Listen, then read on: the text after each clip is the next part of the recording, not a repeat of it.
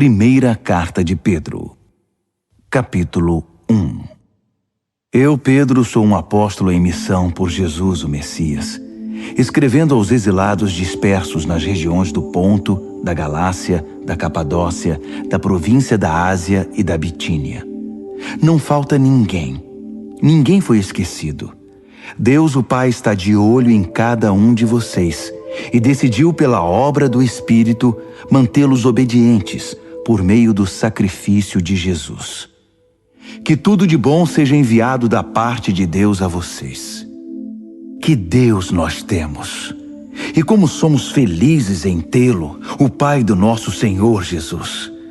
Pelo fato de Jesus ter ressuscitado dos mortos, recebemos uma vida nova e temos tudo na vida, até mesmo um futuro no céu, que começa agora. Deus está atento a nós e ao futuro. O dia em que vocês terão tudo isso, vida restaurada e integral, está chegando. Sei quanto vocês se sentem bem com isso, ainda que nesse meio tempo tenham de enfrentar todo tipo de provação.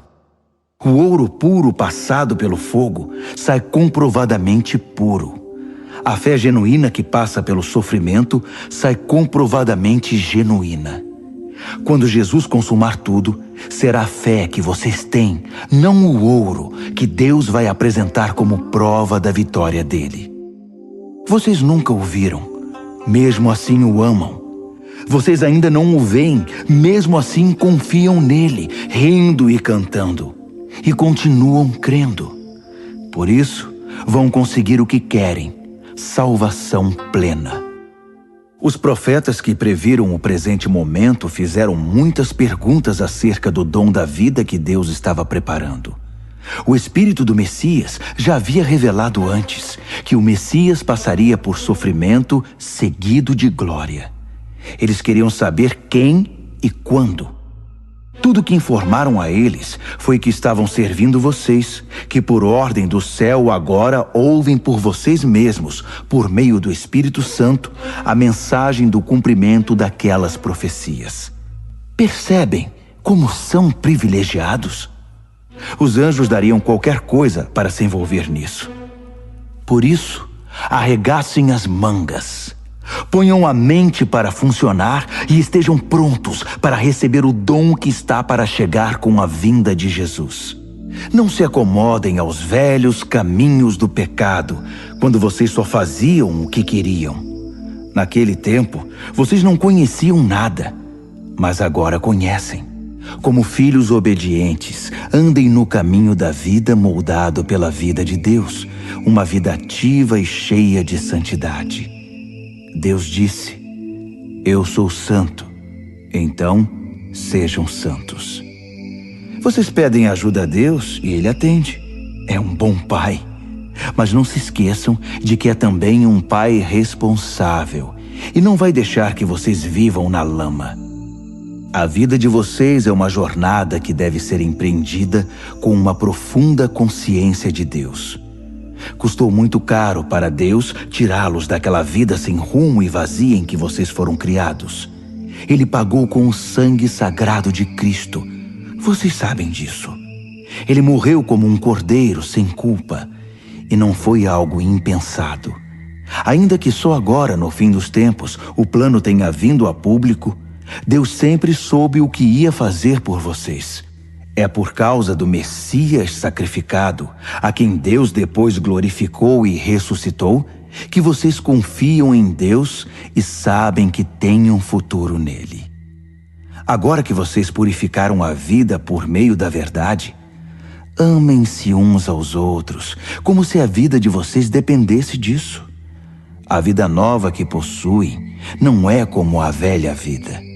O velho nascimento de vocês veio de semente mortal. O novo nascimento vem da palavra viva de Deus.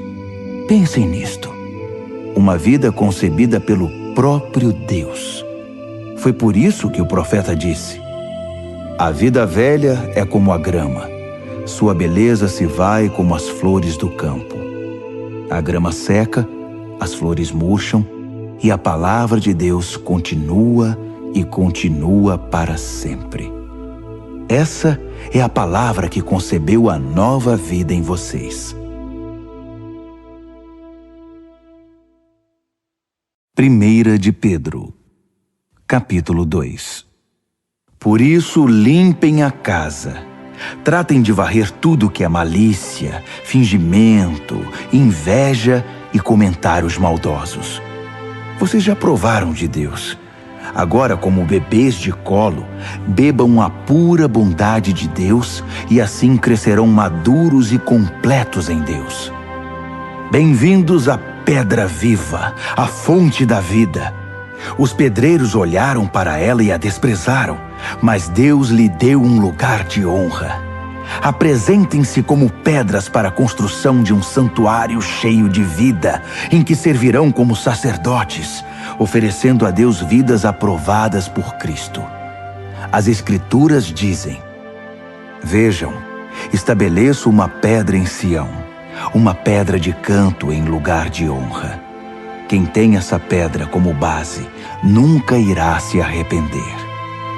Para quem confia nele, ele é a pedra de que podemos nos orgulhar. Mas para aqueles que se recusam a confiar nele, a pedra que os pedreiros rejeitaram é agora a principal pedra de fundação.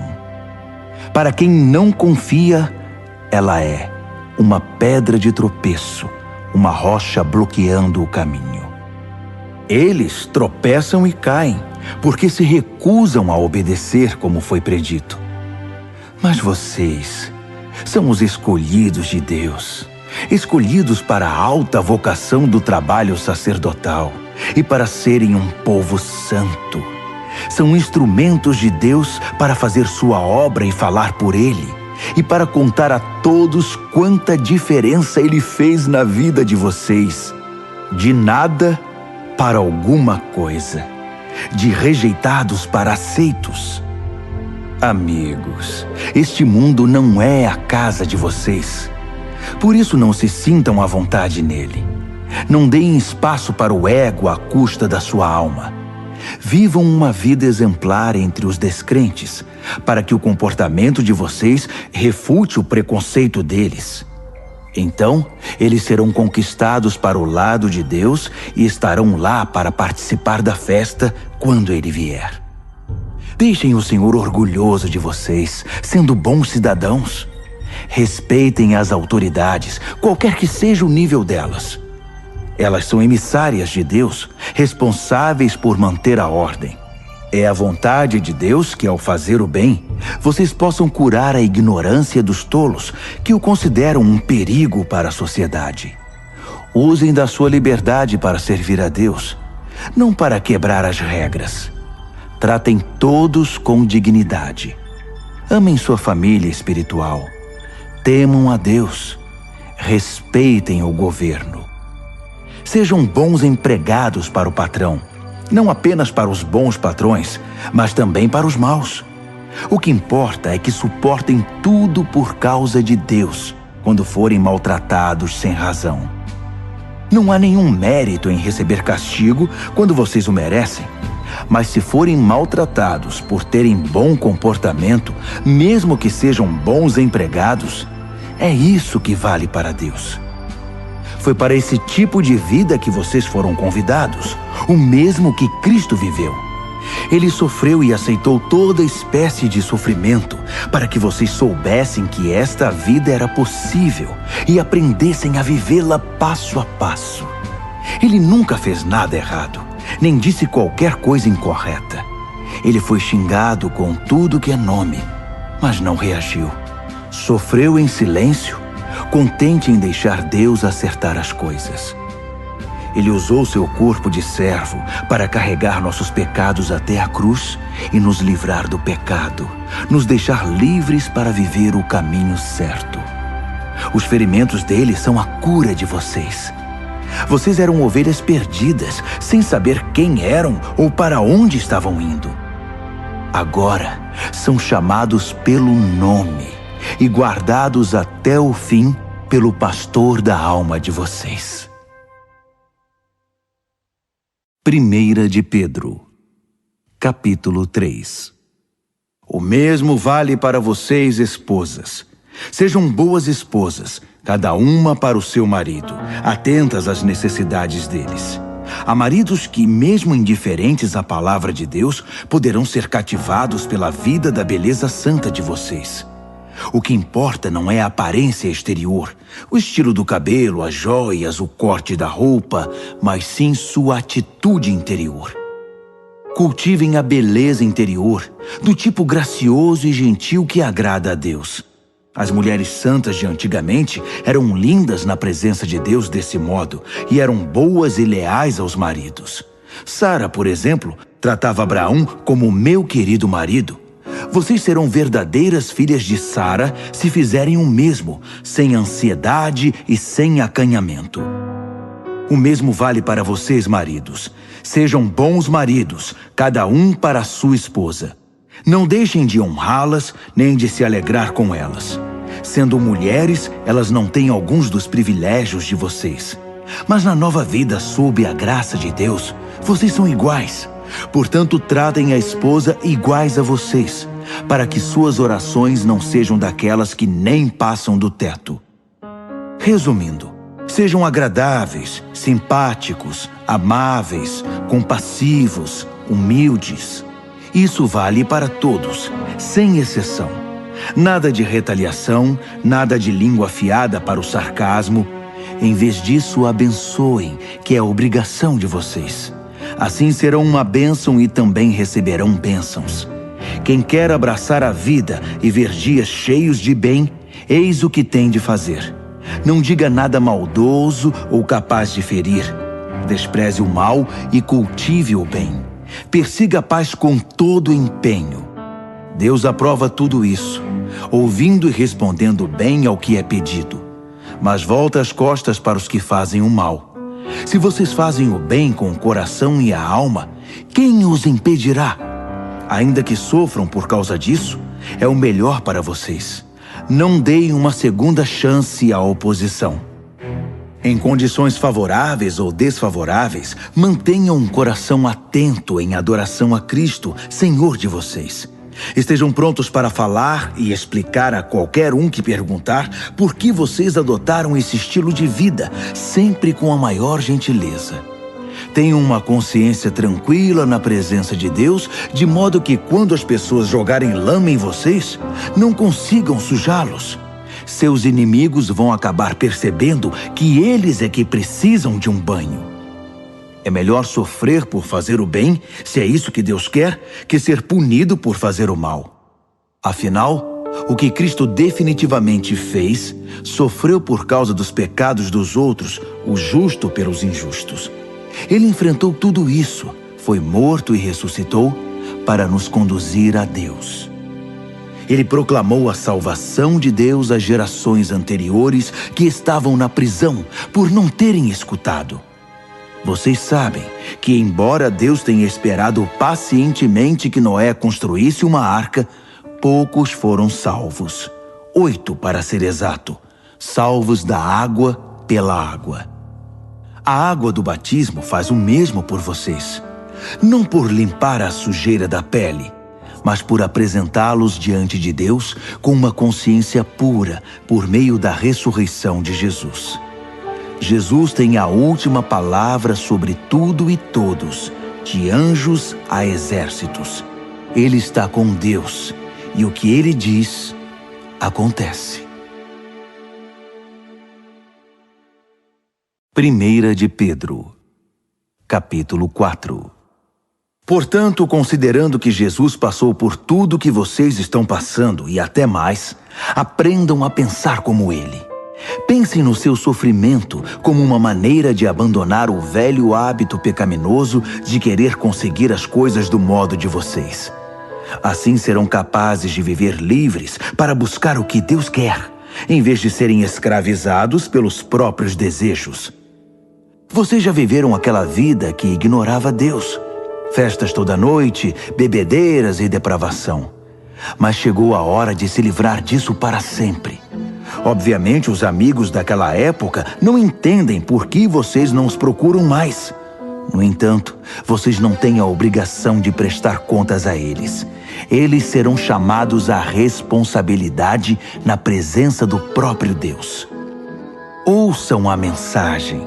Ela foi pregada aos cristãos que agora estão mortos, mas ainda que estejam mortos, como acontece com todos, eles vão continuar na vida que Deus concedeu a eles em Jesus. Tudo neste mundo está para ser consumado. Portanto, não tomem nada como certo. Mantenham uma vida de oração. Acima de tudo, amem uns aos outros como se a vida de vocês dependesse disso. O amor resolve praticamente qualquer situação. Sejam prestativos em dar uma refeição ao faminto, uma cama ao sem-teto, e façam isso com alegria. Sejam generosos com os dons que Deus concedeu a vocês e permitam que todos participem deles. Se palavras, que sejam palavras de Deus. Se ajuda, que seja uma ajuda sincera da parte de Deus. Assim, a brilhante presença de Deus se tornará evidente em tudo por meio de Jesus, e Ele receberá todo o crédito, na condição de quem é poderoso em tudo, para sempre, até o fim dos tempos. Amém. Amigos, quando a vida ficar realmente difícil, não pensem que Deus não está no comando. Em vez disso, alegrem-se, pois vocês estão passando pelo mesmo que Cristo passou. É um processo de refinamento espiritual e a glória está chegando. Se vocês sofrem abusos por causa de Cristo, considerem-se felizes. É o Espírito de Deus e sua glória em vocês que serão vistos pelos outros. Se eles os perseguem porque vocês quebraram a lei ou perturbaram a paz, é outra questão. Mas se é porque vocês são cristãos, não pensem duas vezes. Sejam orgulhosos da condição distinta refletida nesse nome. Chegou a hora do julgamento, e ele começará pela própria família de Deus. Somos os primeiros da fila. Se começa conosco, imaginem como será para aqueles que rejeitam a mensagem de Deus. Se os bons quase não resistem, o que está reservado para os maus?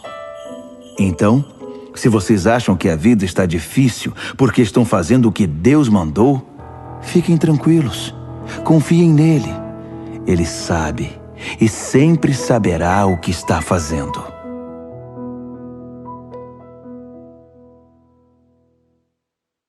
Primeira de Pedro, capítulo 5. Tenho uma preocupação especial por vocês, líderes da igreja. Sei o que é ser líder, participar dos sofrimentos de Cristo e também da glória futura. Esta é minha preocupação, que vocês cuidem do rebanho de Deus com todo o cuidado de um pastor. Não porque são obrigados, mas porque desejam agradar a Deus. Não calculando o que vão ganhar com isso, mas agindo com espontaneidade. Não como mandões, dizendo aos outros o que fazer, mas apontando o caminho com toda a gentileza. Quando Deus, que é o melhor pastor de todos, manifestar ao mundo seu domínio, Ele verá que vocês agiram corretamente e não economizará elogios. E vocês que são mais jovens devem seguir seus líderes. Mas todos vocês, líderes e liderados, devem ser humildes uns diante dos outros, pois Deus é contra os orgulhosos, mas tem prazer em pessoas simples. Portanto, contentem-se com o que são e não empinem o nariz. A mão de Deus é forte e está sobre vocês. Ele os exaltará no tempo certo. Vivam livres de preocupação na presença de Deus. Ele toma conta de vocês. Tenham uma mente tranquila, mas estejam sempre atentos. O diabo está querendo atacar e não quer outra coisa senão apanhar vocês desprevenidos. Não baixem a guarda. Vocês não são os únicos a enfrentar momentos difíceis. Acontece o mesmo com muitos cristãos ao redor do mundo. Por isso, fiquem firmes na fé. O sofrimento não vai durar para sempre. Não na presença de um Deus generoso, que tem grandes planos para nós em Cristo, planos eternos e gloriosos. Ele vai conservá-los unidos e firmes para sempre. Deus tem a última palavra. Sim, Ele a tem. Envio esta breve carta a vocês por meio de Silas, um irmão muito confiável. Tenho a maior consideração por ele. Escrevi do modo mais claro e veemente que pude. Essa é a verdade generosa de Deus. Recebam-na de braços abertos. A igreja no exílio aqui comigo, mas nem por um momento esquecida por Deus, quer ser lembrada por vocês. Marcos, que é como um filho para mim, envia saudações. Abracem todos aí. A paz seja com vocês, a todos os que andam nos caminhos de Cristo.